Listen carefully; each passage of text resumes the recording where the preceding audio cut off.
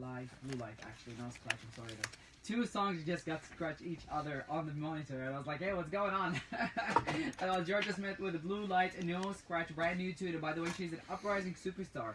Go and check her live performance. It's as good as her recording qualities. She's actually amazing. She's very young, and she's doing a great job with her music and music direction as well. Now, if you just tuned in, good morning to you, and welcome to the Superstation 99.7 Radio Kuwait, where hit music live live in the mix, playing your favorite hits and tunes on the Breakfast Show with me, Anki, and of course we got Dr. Juliet in the house. Good morning to you, Doctor. Good morning. And welcome one more time again to the show. Thank you. And we'll be talking about something quite important, and it's about family. It's about the couples who are newly married, and how they can actually cope and adapt with the situation. Because, you know, once you're married, they always say that once you're married, everything after marriage is going to be completely different. I don't know if that's right, though. Well, I mean, it's true because, you know, you're also caught up with trying to plan a wedding, and then, you know, then the couple go on a honeymoon, and then they come back and then they're like disillusioned by the expectation and what to do, you know.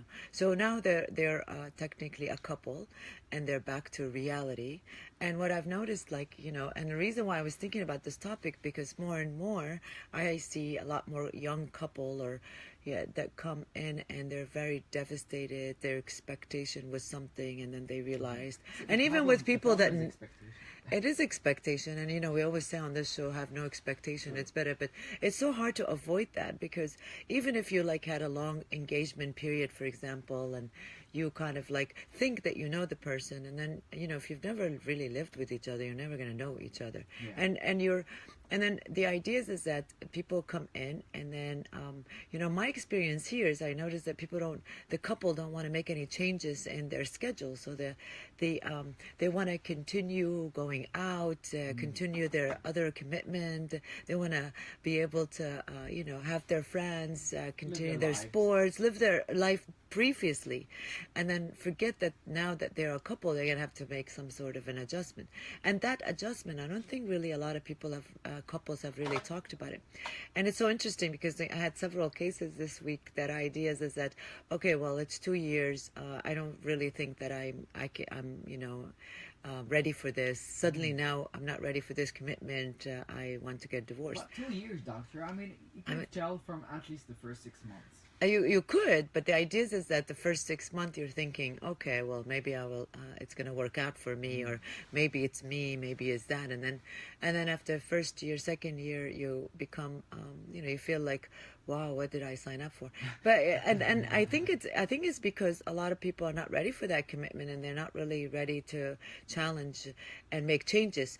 From my experience, I have noticed that people don't want to make changes, and then what happened is, like, let's say before marriage, if they were communicating, suddenly after they get married, they're not communicating and trying to be nice to each other, and then resentment builds up because now you feel like you're giving more, and then people, you know, the couple, they start comparing. I did this, you did that, you didn't do this, why I do this, why I so you know, and then it's like, you know, if they can continue talking, and from the beginning, if they can really just talk about some of the things that they're, you know, upset about, or some of the things that they were not ready for, maybe the marriage will work out. I mean, there's a lot of research that says if you can really just work through your first couple of years together, then you probably will do well in the rest of your marriage. Of course, there's other things that might come out later, but if you can adjust.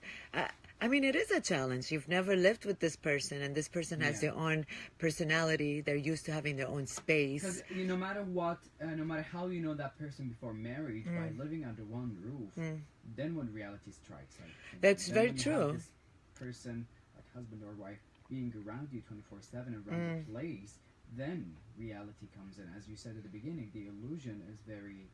They are very delusioned.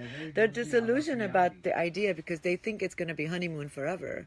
And then as soon as they come back from honeymoon, you know, she gets surprised because, especially in this part of the world, a lot of them are living with their in-laws. And actually, I think all over the world, because it's, you know, real estate has become very expensive. So young people, they can't afford to pay rent. So they're living with their parents. And then she is upset because there's in-laws and there's a mom. And it depends on the relationship he has with his mom.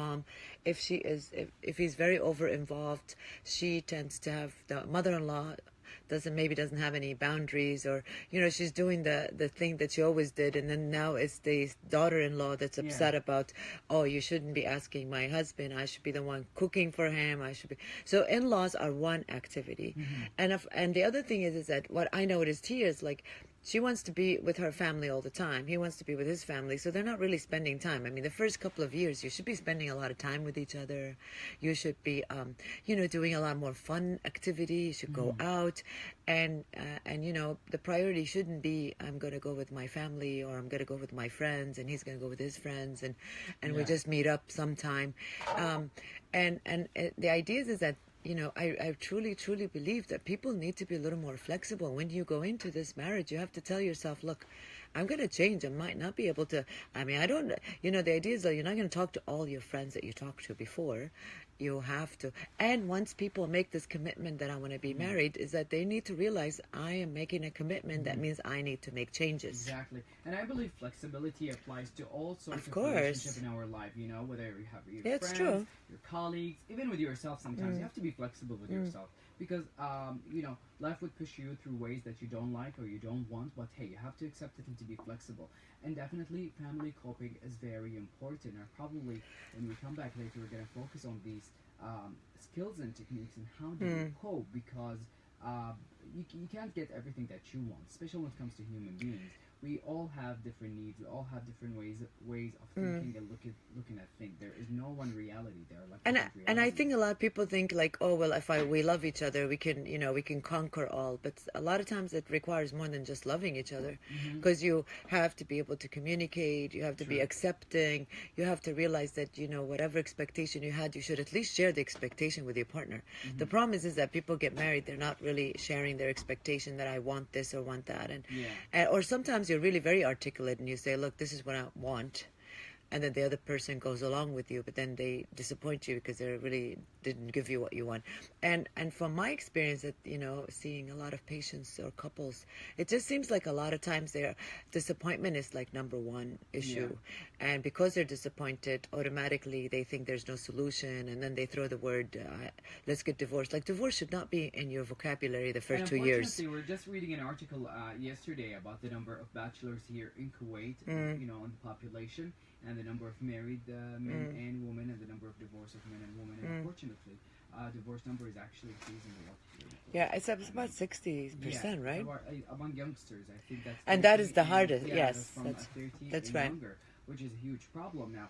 We'll try to talk about this as much as we can during this hour. Of course, Dr. Juliet is going to give you a different perspective about these kind of problem. Family coping and family therapy is very important. For more information, you can always find Dr. Juliet on social media. That's Dr.J Dinka. And I love the new branding as well. Yeah, whoa. I've done a facelift. Yes, a facelift for the account. Absolutely right. Now we're going to move on to the Billboard's Top 10 Countdown from the Billboard's Hot 100 for this week. And number 10 from the Billboards, you got Chun Li by Nicki Minaj. Number 9, you got Cardi B and Bad Bunny with I Like It. And number 8, you got Lil Dicky with a song called Freaky Friday. Enjoy these tunes. We will be back in a few minutes.